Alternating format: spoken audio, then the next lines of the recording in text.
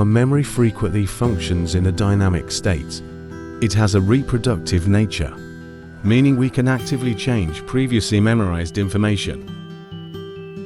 Research shows that forming accurate memories of events in our lives only appears between 5 and 8 years of age, and childhood memories are often inaccurate because the brain mechanisms needed to form more specific memories of events around us are either absent or not fully mature at birth. So, when asked about our first memories, most of us have vague recollections of our childhood, and no matter how hard we try, we can only recall specific events from that period onwards.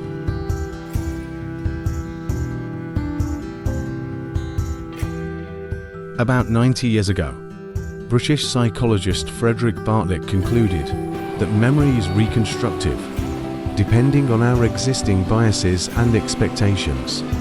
We can actively change the information we remember, so leading to false memories is entirely possible.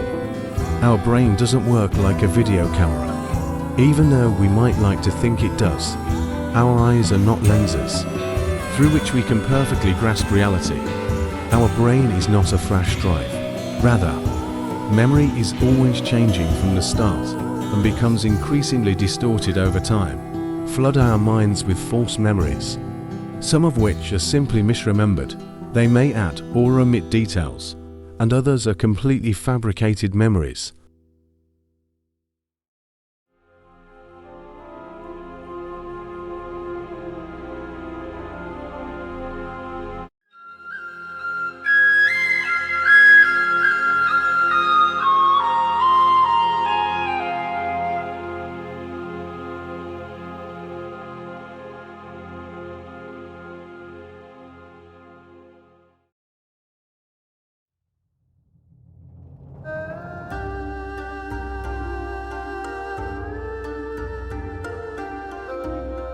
Getting rid of negative memories has become more manageable, as researchers have actively worked to find ways to decode them. Memories influence our behavior, either reinforcing it positively or making it worse. Once we experience some kind of traumatic event, it can make our lives darker than ever. So what happens when we have a therapy that can quickly reduce the impact of those memories on us? Initially, when memories are formed, they are fragile and easily interrupted, similar to memories that cannot be formed after a night of drunkenness.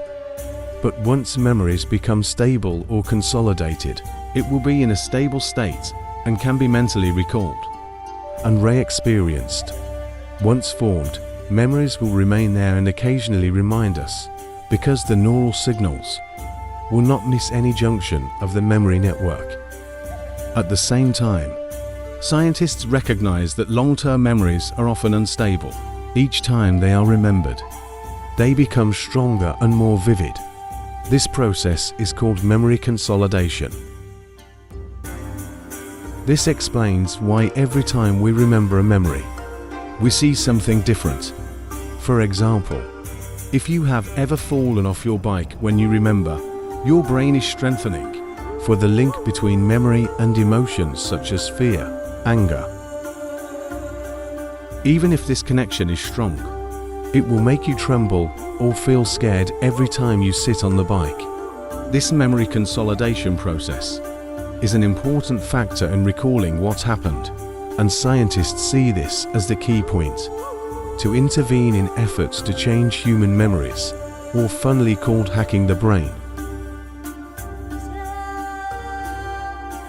In one study, people tried to extinguish memories by repeatedly presenting cues associated with fear or drugs, but it did not bring any useful results.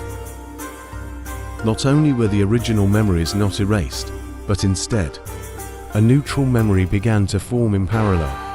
That means maladaptive memory can come back to control behavior after re-exposure to certain reminders or environments.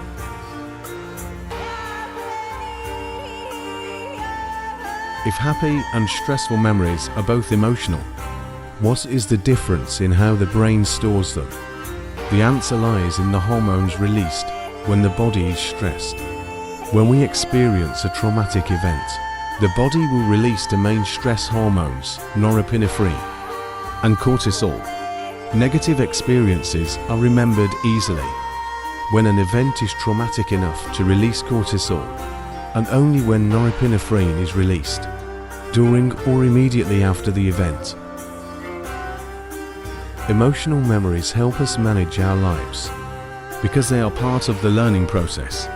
However, there are times when emotional memories become negatively intrusive and disrupt our current state of mind.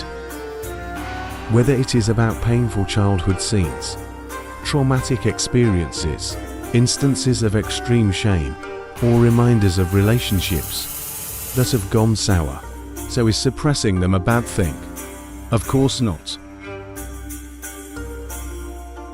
To maintain mental health and cognitive functions, it is important to increase our ability to control unwanted memories through voluntary suppression.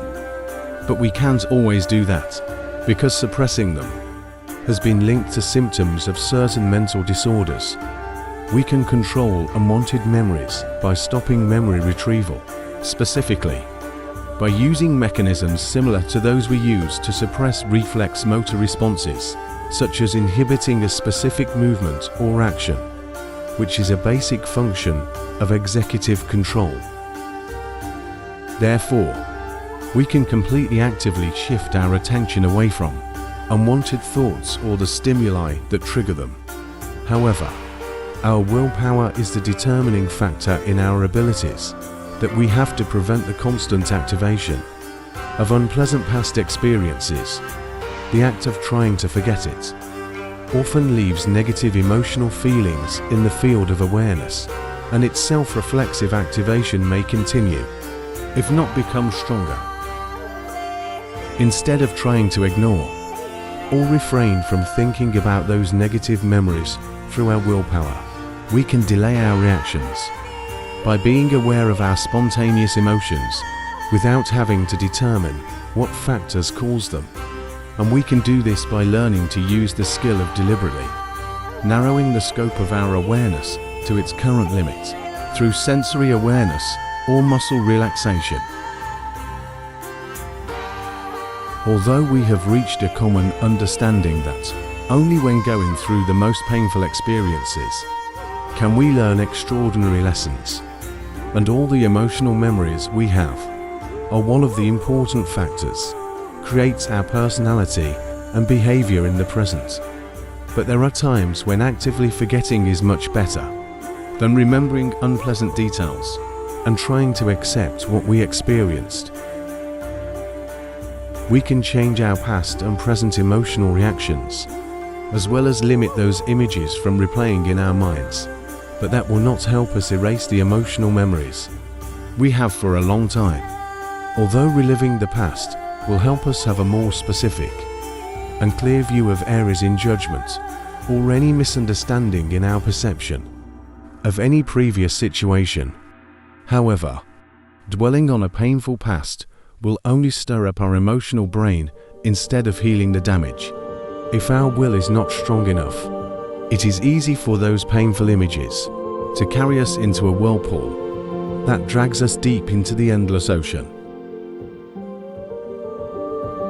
Psychologist Julia Shaw believes that forgetting any memory is not something that worries many people, but if we take advantage of the process of memory reconsolidation to implant information into the brain, many people will become victims of intentional actions, such as implanting memories of committing crimes or crimes that they did not commit. But the nature of flow is to constantly move forward. Replacing and being replaced is an obvious thing that continuously happens in that chain of operations. Many unpleasant events from the past will be buried under new emotional memories, and these new memories will be a strong shield to protect us from the past and those strange emotional reactions. Michael Bix, author of the famous memory hacker program, said, The purpose of rewriting memories is not so that you forget them completely, but to create stories about yourself that you feel more able to live with for the rest of your life.